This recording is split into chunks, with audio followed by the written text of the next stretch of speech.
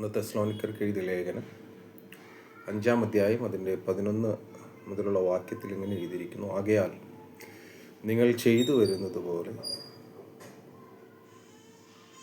അന്യോന്യം പ്രബോധിപ്പിച്ചും തമ്മിൽ ആത്മീക വർധന വരുത്തിയും വരുവിൻ. അന്യോന്യം പ്രബോധിപ്പിക്കണം, തമ്മിൽ ആത്മീക വർധനവ് വരുത്തണം. അതിൻ്റെ 14-ാമത്തെ വാക്യത്തിൽ ഇങ്ങനെ എഴുതിയിരിക്കുന്നു. സഹോദരന്മാരെ, ഞങ്ങൾ നിങ്ങളെ പ്രബോധിപ്പിക്കുന്നത്, പൗലോസ് അപ്പോസ്തലൻ പ്രബോധനത്തിലൂടെ തെസ്സലോനിക്ക സഭയോട് പറയുകയാണ്, ക്രമം കെട്ടവരെ ബുദ്ധി ഉപദേശിപ്പിൻ. പ്രബോധനം നൽകുകയാണ്, പ്രബോധിപ്പിക്കുകയാണ്. ക്രമം കെട്ടവരെ ബുദ്ധി ഉപദേശിപ്പിൻ, ഉൾക്കരുത്തില്ലാത്തവരെ ധൈര്യപ്പെടുത്തുവിൻ. ആർക്കാണ് ഒരു വ്യക്തിയെ താങ്ങാൻ കഴിയുന്നത്?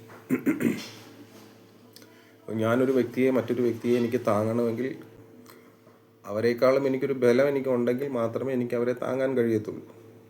സഭയ്ക്ക് ദൈവം ബലം നൽകിയിരിക്കുകയാണ്. ആ ബലത്തിൽ നിന്നുകൊണ്ട് ബലഹീനരായിരിക്കുന്ന വ്യക്തികളെ താങ്ങുവാനിടയായിത്തീരണം.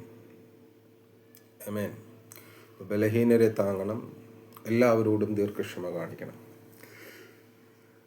എങ്ങനെയാണ് ദീർഘക്ഷമ കാണിക്കാൻ കഴിയുന്നത്? നമുക്കറിയാം നമ്മളോട് ദൈവം എങ്ങനെയാണ് ക്ഷമിക്കുന്നത്. നമുക്കറിയാം നമുക്ക് ഏതെല്ലാം ഭാഗങ്ങളിൽ വീഴ്ച വരുന്നുണ്ട്, ഏതെല്ലാം ഭാഗങ്ങളിൽ നമുക്ക് വീഴ്ച വരുന്നുണ്ട്. അപ്പോൾ ആ ദൈവം നമ്മളോട് ക്ഷമിക്കുന്നത് പോലെ മറ്റു വ്യക്തികളോടും നമ്മൾ ക്ഷമിക്കും. നമ്മളും അവരോട് എന്ത് ചെയ്യണം? ദീർഘക്ഷമ കാണിക്കണം. ജനത്തോട് ദീർഘക്ഷമ കാണിക്കണം. Praise Lord.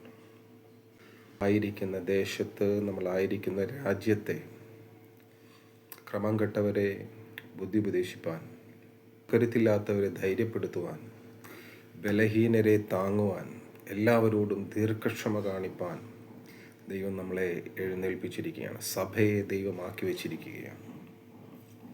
നാം ആയിരിക്കുന്ന പട്ടണത്തിൽ നാം ഒരു സഭയാണ്. ആ സഭയെ,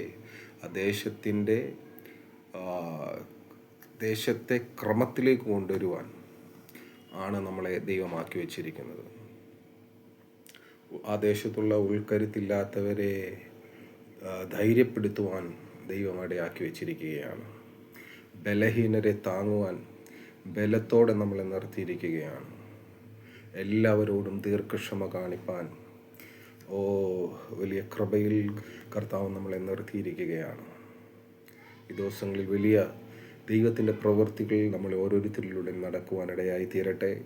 കർത്താവിന് വേണ്ടി